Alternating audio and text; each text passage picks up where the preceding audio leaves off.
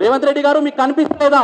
నువ్వు ఎవరినైతే ఎన్నుకున్నావు నీ యూత్ కాంగ్రెస్ నాయకులు సంస్కారం లేనటువంటి వ్యక్తులను నువ్వు నాయకులుగా వేసుకొని ఈ సమాజం పైన దాడి చేపిస్తున్నావు, రాష్ట్ర కార్యాలయం మీద దాడి చేపిస్తున్నావు.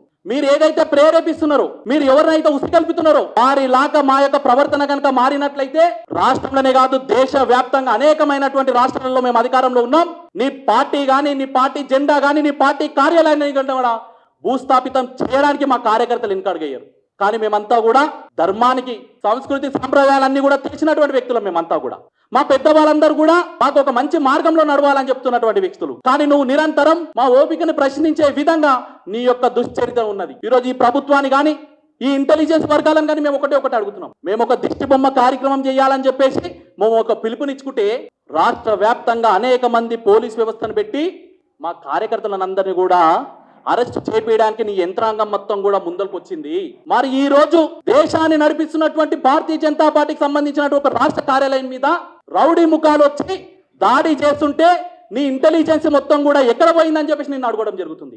అంటే రేవంత్ రెడ్డి గారు అనుకుంటున్నారు చేతులు కట్టుకొని ఉంటారు, ఎప్పుడు చూడు జై శ్రీరామ్ అంటారు, మంచి మార్గంలో పోతుంటారు, వీళ్ళని ఏమన్నా కానీ ఊరుకుంటారా అని చెప్పేసి అనుకుంటే మాత్రం ఖచ్చితంగా రేవంత్ రెడ్డి నీకు హెచ్చరిస్తా ఉన్నాం.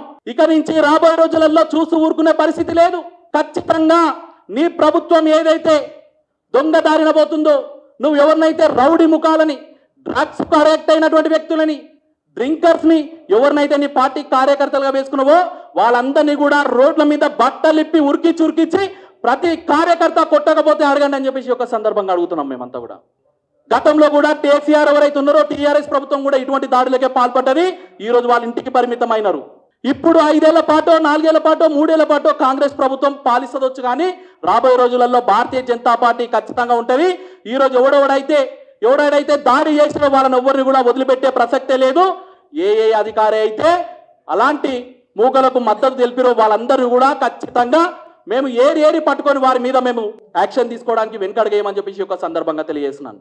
ఎవరైతే లుచ్చాలి ఇలాంటి పని చేసినారో వాళ్ళని తక్షణమే జైళ్లకు పంపించాలి, వారి మీద తక్షణమే కేసులు భరించాలి, వారిని తక్షణమే ఏదైతే హత్యా ప్రయత్నం చేసిరో వాళ్ళందరినీ కూడా ఎప్పుడైతే నువ్వు జైల్లోకి పంపిస్తావో అప్పుడే నీ యొక్క నిజాయితీ అనేది బయటపడుతుంది. లేకపోతే రేవంత్ రెడ్డి ఇక్కడి నుంచే నువ్వు నాంది పలికినావు. మా ప్రతి కార్యకర్త రోడ్ల మీద కనుక వెళ్ళినట్లయితే ఎక్కడ కూడా నీ యొక్క మినిస్టర్లు తిరగరు, ఎక్కడ కూడా నీ ఎమ్మెల్యేలు తిరగరు, ఎక్కడ కూడా నీ కార్యకర్తలు కూడా తిరగరు.